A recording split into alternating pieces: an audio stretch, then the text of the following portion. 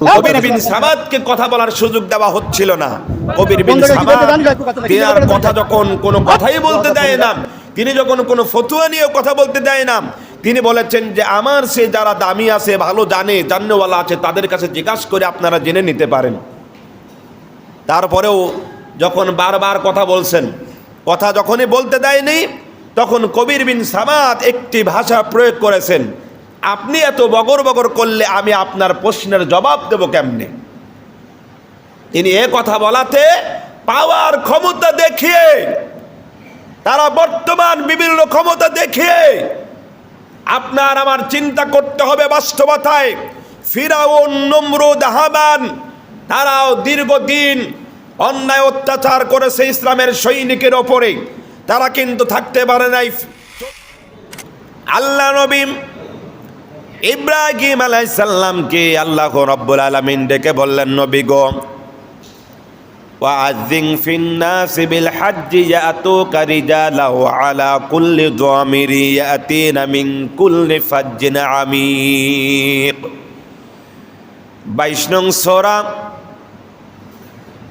এই সূরা সূরাতুল হজের মধ্যে আল্লাহ রাব্বুল আলামিন বলছেন 27 নম্বর আয়াতে আল্লাহ বললেন, ইব্রাহিম আলাইহিস সালাম আপনার পাক জবান দিয়ে সকল মানুষকে জানিয়ে দেন। তারা কি করবে? মক্কা মদিনায় আসবে, কেউ বা সুন্দর করে পায়ে খেতে খেতে তারা হজ করবে, কেউ বা খিনাকায় ওঠে আরোহণ করে হজ করবে, দূর দূরান্ত থেকে হজ করবে। ইব্রাহিম আলাইহিস সালাম আল্লাহকে ডেকে বললেন, আল্লাহ আমার তো আওয়াজ তো এত দূরে যাবে না, কিন্তু আওয়াজ কিভাবে যাবে, আমি তো ডাকবো কিভাবে কথাগুলো যাবে। আল্লাহ বললেন, হে ইব্রাহিম, তুমি ডাকতে দেরি, আমি গোটা বিশ্বের জমিনে এগুলো পৌঁছাতে দেরি করব না। জোরে বলুন সুবহানাল্লাহ। বাংলাদেশ থেকে হজ করতে যায়, বাংলাদেশ শুধু নয় বিভিন্ন দেশ থেকে হজ করতে যায়।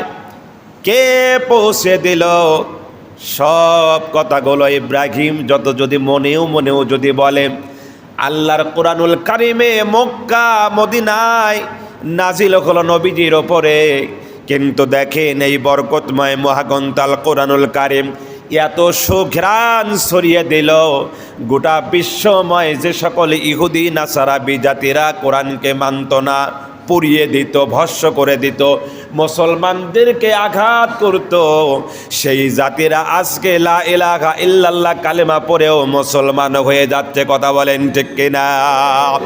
বিশ্বের বিভিন্ন মসজিদ পুড়িয়ে দিয়েছে, ভেঙে গুড়িয়ে দিয়েছে। বিভিন্ন দেশে আজান দিতে দেওয়া হয় নাই, আজান তো দেওয়া দূরের কথা, নামাজ পড়তেও দেওয়া হয়নি, গরু জবাই করতে দেওয়া হয়নি। সেই সকল দেশগুলোতে আল্লাহ রব্বুল আলামিনের বরকতময় জান্নাতি বাগান মসজিদ হয়েছে, আজান হচ্ছে, এবং ওই জাতির মধ্যে কিছু মানুষগুলো আল্লাহর ঘর মসজিদে পাহারা পর্যন্ত দিচ্ছে মুসলমানদেরকে পক্ষে কথা বলছে। কারণ হলো আল্লাহর দিন, আল্লাহর প্রতিষ্ঠিত দিন কায়েমের লক্ষ্যে তারা কাজ করবে। তোমাদের ধর্ম তোমরা পালন করো, আর মুসলমানদের ধর্ম মুসলমান পালন করবে, এটাই বাস্তবতা। জোরে বলেন আল্লাহু আকবার। এই জন্য হজ করার সামর্থ্য থাকলে হজ করতে যেতে হবে। তো হজের সময় আসতেছে নাকি, প্রস্তুতি নিতে হবে না? আপনি আত্মীয় স্বজন বাড়ি যখন যাবেন, আপনি যাবার সময় হঠাৎ করে বললেন যে আজকে আমি আত্মীয় বাড়ি যাব। আত্মীয় বাড়ি কোথায়? ঢাকাতে আমার আত্মীয় বাড়ি। কিন্তু আত্মীয় বাড়ি যাবেন, বের হবেন, বের হওয়ার সময় আপনার গায়ের যে পোশাকটা পরে যাবেন, সে পোশাকটা বের করার পরেই দেখা যাচ্ছে যে পোশাকটা ধোয়া তো হয়নি এবং লন্ড্রি পর্যন্ত করা হয়নি। বলেন তো, এই পোশাক পরে কি ঢাকা যাইতে মজা লাগবে? শান্তি লাগবে? ভালো লাগবে? আপনার একটা প্রস্তুতি আছে না, ঢাকা যাব আমি। ঢাকা যাওয়ার পূর্বে আপনার গায়ের পোশাকটা আগেই সুন্দর করে রেখেছেন। যদি বাসায় সম্ভব না হয়, তাহলে আপনি কোনো দোকানে দিয়ে সেই পোশাকটাকে সুন্দর পরিপাটি করে রেখেছেন। আবার আপনি যখন ঢাকাতে যাবেন, যাওয়ার পূর্বে আপনার আমার গোটা দেহের মধ্যে যদি দাড়িতে কোনো সাইজ করতে হয় সাইজ করছি, আর যারা দাড়ি রাখি না তাদের তো আবার ক্লিন শেভ করছি, ফ্রম শেভ করছি, বিভিন্ন কিছু করছি। তারপরে ভালো পোশাক পরে আমি কি নিয়ে যাব এ প্রস্তুতি। আচ্ছা, এভাবে যেও আমি শান্তি পাবো না, কারণ যদি আমি ট্রেনের টিকিট বাসের টিকিট যদি আগে থেকে রেডি না করি। এই জন্য আপনি আমি মক্কাতে যাব, নিয়ত থাকতে হবে, ইন্নামা আমালু বিন নিয়ত, এটা বুখারীর হাদিস। নিয়ত থাকতে হবে আমি হজ করতে যাব। নিয়ত যদি আপনার সঠিক হয়, তাকওয়া যদি আপনার সঠিক হয়, তাহলে আপনি হজ করতে যেতে পারবেন। কোন এক আল্লাহর বুজুর্গানে বান্দা তিনি বলছেন আমি হজ করতে যাব। আমি কাজের মহিলাকে বলেছিলাম আমি তো হজে যাচ্ছি, তুমি আমার বাড়িগুলো দেখে রাখো, সুন্দর করে রাখো। তা কাজের মহিলা কান্না করে, শুধু কান্না করে। কান্না দেখে বলছে তুমি কান্না করো কারণ কি? বলল আপনি হজে যাবেন, মক্কা মদিনার নবীকে দেখবেন, আপনি সাই করবেন, কুরবানি করবেন, আপনি আল্লাহর ইবাদত করবেন। মক্কা মদিনায় গেলে গুনাহ মাফ হয়ে যায়। আল্লাহ কোনো বান্দা, মুমিন বান্দা যদি মক্কা মদিনায় হজ করে যদি দেশে ফিরে আসে, কি করো? তার সঙ্গে মুসাফা করো। মুসাফা করলে আল্লাহ তার পিছনের গুনাহ মাফ করে দেন। কোনো ব্যক্তি হজ করে আসছে, কুলাকুলি করেন, কলবের যত ময়লা থাকে সব ময়লা দূর করে দেন। কোনো হজ তারা করেছে 40 দিন পর্যন্ত, আল্লাহর ওই মুমিন বান্দা যদি কোনো রাস্তা দিয়ে চলাফেরা করে, আল্লাহর রহমতের ফেরেশতারা রহমতের পাকা বিছায়া দেয়, ওই পাকাতে ভর করে করে মসজিদে যায়, বাজারে যায়, জোরে বলেন আল্লাহু আকবার। একজন হজ কয়নওয়ালা 40 দিন পর্যন্ত তার গোনা থাকে না বাংলাদেশে আসলে, তাহলে মক্কা মদিনায় সে যদি জীবন জিন্দেগি কাটায় তাহলে তার কি গোনা থাকতে পারে? আল্লাহ এত নিয়ামত, এত বরকত দান করেছেন।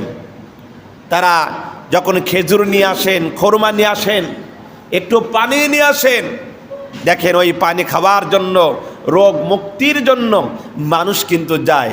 আল্লাহর রহমত বরকতে অনেকে সুস্থ হয়ে যায়। এই রহমত বরকতের পানিতে সুস্থ হয়ে যায়। নিয়ত করতে হবে। ওই কাজের মহিলা 5 ওয়াক্ত নামাজ পড়ে, 5 ওয়াক্ত নামাজ পড়বার পরে তাহাজ্জুদ পড়ে। একদিনও তাহাজ্জুদ কাজা করে না, নামাজও কাজা করে না। আল্লাহর কাছে বলে আল্লাহ তুমি আমারে গরিব বানাইছো, দরিদ্র বানাইছো, আজ আমার মালিক আল্লাহ দুনিয়ার বুকে যার বাড়ি কাজ করে সেই ব্যক্তি তোমার মক্কা মদিনায় যাবে, কিন্তু আমার মতন গরিব মানুষের কি ভাগ্য জুটবে না? কান্না করতে করতে আল্লাহর দরবারে কবুল, সুবহানাল্লাহ বলেন। হঠাৎ করে কাজের মহিলা ডেকে বলছেন স্যার আমাকে ছুটি দিতে হবে। বললো এখন তোমার কিসের ছুটি? বলল ছুটি দিবেন আপনাকে পরে বলবো। যাই হোক, কথা বলতে বলতে তিনি ছুটি চাইলেন, ছুটিও পেয়ে গেলেন। এবার ছুটি নেওয়ার পরে তিনি আর ওই জায়গায় কোনো কথা বললেন না, কিন্তু মক্কা মদিনায় ওই কাজের বুয়া চলে গিয়েছেন। যাওয়ার পরে দেখেন যেই মালিকের সামনে ওই কাজের মহিলাটার দেখা হয়ে গিয়েছে। জোরে বল আল্লাহু আকবার। এটা আল্লাহ কবুল করেনওয়ালা। দেখবেন পরিচিত বোরকাওয়ালা, পরিচিত পোশাক যদি কোনো মানুষ পরে, দেখলে চিনা যায়, বোঝা যায়। ওই স্যার তাকে দেখেই বুঝতে পারছে তো আমি তো খুব চেনা লাগে, এ তো অন্য কেউ হতে পারে না। যাই হোক, কাছে গেলেন, গিয়ে তাকে পর্দা করা আছে, তাকে ডাকলেন আপনি কি অমুক? বলছে স্যার আমি অমুক। কি করে আসলেন আপনি? কিভাবে আসলেন? আপনি তো আমার আগে আসছেন, আপনার তো অর্থ করি নাই। বলল স্যার জানি না, মহান আল্লাহ তিনি আমার দোয়া কবুল করেছেন। হয়তো তাহাজ্জুদ নামাজ পড়ে, কোরআন পড়ে আল্লাহর কাছে আমি চেয়েছিলাম, কেঁদেছিলাম, ডেকেছিলাম। হঠাৎ করে একজন আল্লাহওয়ালা মানুষ আমাকে ডেকে বলল আমার মা হজে যাবে, কিন্তু মার একটা চেয়ার আছে, যেই চেয়ারে নিয়ে বিভিন্ন জায়গায় যাওয়া লাগবে, মা দাঁড়াতে পারে না। কিন্তু মার ওই ঠেলা গাড়ির চেয়ারে ঠেলার জন্য আমি কোনো লোক পাইনি। যদি তুমি যেতে চাও তাহলে আমার মার সঙ্গে তোমাকে হজ করিয়ে নিয়ে আসবো। জোরে বলুন আল্লাহু আকবার। আমার মা বৃদ্ধ হয়ে গিয়েছে, মাকে নিয়ে একসঙ্গে হজ করব বিধায় আমি খুব আশাবাদী, যদি তোমার সম্ভব হয় তাহলে আমার মার চেয়ারগুলো তুমি ঠেলবা। তো বললো তাহলে আমি কি করে যাব? বললো তোমার পাসপোর্টের যা যা লাগবে, টাকা পয়সা যা লাগবে, মক্কা মদিনা হজ করে আসতে যাইতে যা লাগবে সব আমি দেব। এটা নিয়াত থাকতে হবে কার উপরে? তাকওয়া থাকতে হবে কার উপরে? আল্লাহ যদি সম্মান ইজ্জত দেয়, পৃথিবীর কোনো মানুষ তাকে অসম্মানী করতে পারে না। আজকে দেখেন, বাস্তবতায় কিছু না বললেই নয়, আমরা মুসলমান হয়েছি, নাম দিয়েছি মুসলমান, অনেকে হজ করে কোন গৌরবে, কোন অহংকারে, মানুষকে মানুষই মনে করে না। এবং অনেক সময় হজ করে আসার পরেও দেখবেন যে মাপে ফাঁকি দেওয়া, মিথ্যা কথা বলা, তারপরে হজ করে এসেও অনেকে 5 ওয়াক্ত নামাজ পড়ে না, পোশাকটাই সেন্স, এরকম দেখছেন আপনারা। এগুলো করা যাবে না। শুধু তাই নয়, মক্কা মদিনার মাটি যে কত খাঁটি একটা জিনিস আপনি খেয়াল করেন। যে মানুষ আপনার এই ঢাকাতে, এই পাবনাতে, বাংলাদেশে শার্ট প্যান্ট পরে ঘোরে, ওই মানুষই মক্কা মদিনায় কাজে যায়। কাজে যাওয়ার পরে দেখবেন কয়েকদিন পরে বলে, হুজুর দোয়া করবেন, দেশবাসী দোয়া করবেন, আমি উমরা করেছি, আমি আবার উমরা করেছি, হুজুর দোয়া করবেন, আমরা বড় হজ করেছি। এবং মাথায় পাগড়ি বাঁধে, জুব্বা গায়ে দেয়, সুন্দর পোশাক পরে। যখন তারা আবার বাড়িতে আসে, বাংলাদেশে আসে, আসবার পরে তার গায়ে জুব্বা, মাথায় পাগড়ি, সুন্দর পোশাক পরে যতদিন থাকে, 1-2 মাসের যদি ছুটি থাকে, 1-2 মাস দেখা যায় ও 5 ওয়াক্ত নামাজ মসজিদে এসে জামাতের সঙ্গে পড়ার আশা করে।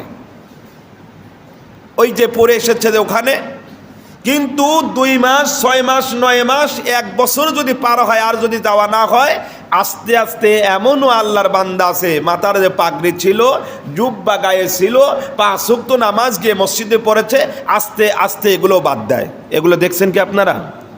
এগুলো বাদ দেয়।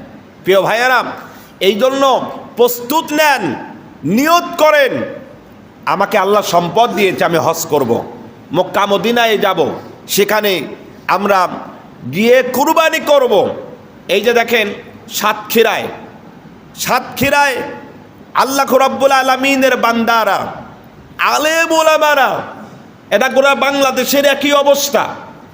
সৌদি আরব, ভারত, অন্য অন্য দেশে, বিভিন্ন দেশে কোরআন হাদিসের আলোচনা করা হয়।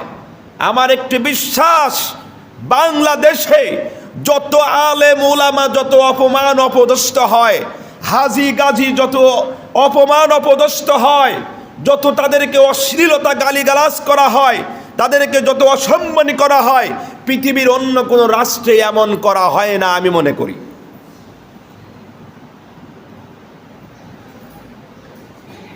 কবির বিন সামাদ কে নিয়ে আজকে ব্যাপকভাবে সারা বাংলাদেশ আলেম ওলামা ঐক্য হয়েছে।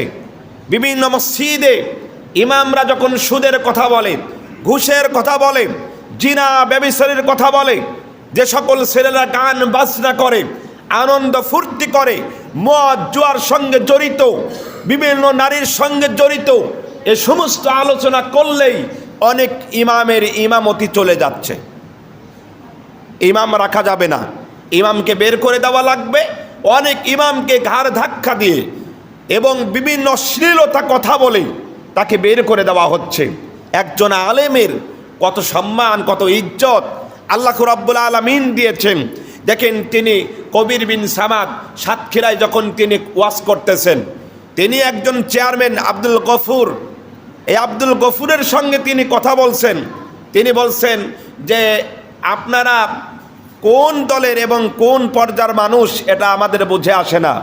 আপনারা যখন কোরআন হাদিসের কথা বলেন, এক দল বলে যে নামাজে যখন দাঁড়াবেন ইমাম সূরাতুল ফাতিহা যদি তেলাওয়াত করে ইমামের পিছনে যতগুলো মুসল্লি আছে তারাও সূরা ফাতিহা তেলাওয়াত করতে হবে। আবার আরেকজন বলছে ইমাম সূরাতুল ফাতিহা তেলাওয়াত করবে, পিছনে যতগুলো মুসল্লি আছে তারা শ্রবণ করলেই সেই সমপরিমাণ সওয়াব পাবে। আরেকজন বলছে এটা করতে হবে, আরেকজন বলছে এটা করতে হবে। এত মতনৈক্য কেন আপনাদের ইসলামের মধ্যে? তিনি যখন বিভিন্ন দিক দিয়ে বোঝানোর চেষ্টা করছে, আসলে এখানে অনেকেই মক্কা মদিনায় গিয়েছেন, কেউ বা এইভাবে নিয়ত করে লাভির নিচে বেঁধেছে, কেউ বা এভাবে নিয়ত করে লাভির ওপরে বেঁধেছে, কেউ বা নিয়ত করে পিছন সাইডে হাত দিয়েছে, কেউ বা নিয়তই করে নাই। বলেন তো তাহলে কি নামাজ হবে না? নামাজ হবে না। সেখানে নবীজি বিভিন্ন পর্যায়ে বিভিন্ন সময়ে বিভিন্ন দিক দিয়ে নামাজ আদায় করেছেন। নবীজির যতগুলো হাদিস এসেছে সেখানে কিন্তু বলে নাই এভাবে নামাজ পড়লে নামাজ হবে না। ইমাম আবু হানিফা, হাম্বলি, শাফিঈ, মালিকির বিভিন্ন মত দিয়েছে এভাবে পড়লে ভালো হয়, এভাবে পড়লে ভালো হয়। নবীজি এভাবে ইমাম আবু হানিফা বলেছেন যে আমি যে কথাগুলো বলবো সে কথা যদি কোরআন হাদিসের বিরোধী হয় সেটাকে তোমরা ফেলে দাও, সেটাকে বর্জন করে দাও। কিন্তু আমরা কেন মতনৈক্য করি? নামাজ নিয়ে বিভিন্ন সময় কথা বলি। যাই হোক, কবির বিন সামাদকে কথা বলার সুযোগ দেওয়া হচ্ছিল না। কবির বিন সামাদ তিনার কথা যখন কোনো কথাই বলতে দেয় না, তিনি যখন কোনো ফতুয়া নিয়ে কথা বলতে দেয় না, তিনি বলেছেন যে আমার সে যারা দামি আছে, ভালো জানেওয়ালা আছে, তাদের কাছে জিজ্ঞাসা করে আপনারা জেনে নিতে পারেন। তারপরেও যখন বারবার কথা বলছেন, কথা যখনই বলতে দেয়নি, তখন কবির বিন সামাদ একটি ভাষা প্রয়োগ করেছেন, আপনি এত বগর বগর করলে আমি আপনার প্রশ্নের জবাব দেব কেমনে? তিনি এ কথা বলাতে পাওয়ার ক্ষমতা দেখিয়ে, তারা বর্তমান বিভিন্ন ক্ষমতা দেখিয়ে আপনার আমার চিন্তা করতে হবে বাস্তবতায়। ফিরাউন, নমরুদ, হামান তারাও দীর্ঘদিন অন্যায় অত্যাচার করেছে ইসলামের সৈনিকের ওপরে। তারা কিন্তু থাকতে পারে নাই, চলতে পারে নাই। ইসলাম আছে, ইসলাম থাকবে, কোরআন আছে, কোরআন থাকবে। কথা বলেন ঠিক কিনা? বিগত দিনে যারা কোরআনের সৈনিকদের ওপরে বিভিন্ন লাঞ্ছনা, অপমানিত বিভিন্ন কিছু চালিয়ে দেওয়া হয়েছিল, বিভিন্ন কিছু করে দেওয়া হয়েছিল, সেগুলো দেখেও আর এক দল আমরা এখনো শিখতে পারছি না, বুঝতে পারছি না। এক দলের অবস্থা এমন হয়েছে, আর এক দলের অবস্থাও এমন হয়েছিল।